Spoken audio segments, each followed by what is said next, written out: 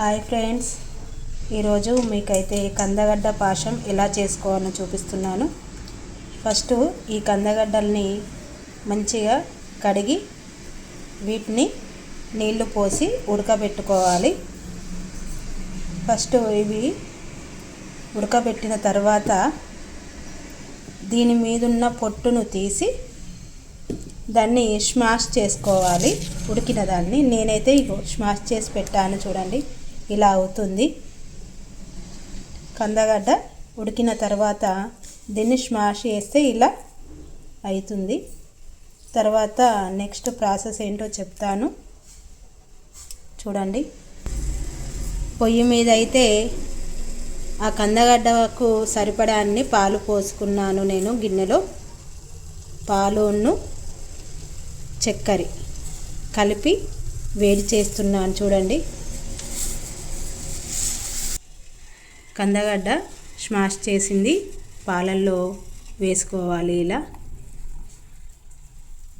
దాన్ని ఇట్లా చూర అనుకుంటూ వేసేయాలి. చూడండి, ఇలా వేసి కాసేపు ఉడకనివ్వాలి.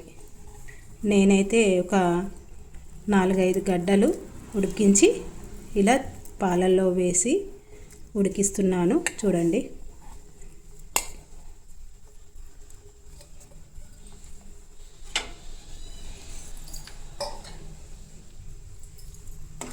ఇలా కలుపుతూ ఉండాలి. కొంచెం సేపు ఉడికించాలి. చివరికి కందగడ్డ పాశం రెడీ అయిపోయింది ఫ్రెండ్స్. చూడండి, ఇలా అవుతుంది. అసలు యాక్చువల్లీ కందగడ్డను నెయ్యిలా వేయించాలి, కానీ ఇప్పుడు నెయ్యి నూనె తక్కువ వాడాలి అని చెప్తున్నారు కదా, అందుకే నేను డైరెక్ట్ ఉడికించి పాలల్లో ఉడికించేస్తున్నాను. ఫస్ట్ కందగడ్డను ఉడికించేయాలి, తర్వాత పాలల్లో ఇలా ఉడికియాలి. కందగడ్డ పాశం రెడీ. మనకు కావలసినంత చక్కెర వేసుకోవాలి. ఓకే ఫ్రెండ్స్, మీకు ఈ వీడియో నచ్చినట్లయితే సబ్స్క్రైబ్ చేసుకోండి ఫ్రెండ్స్.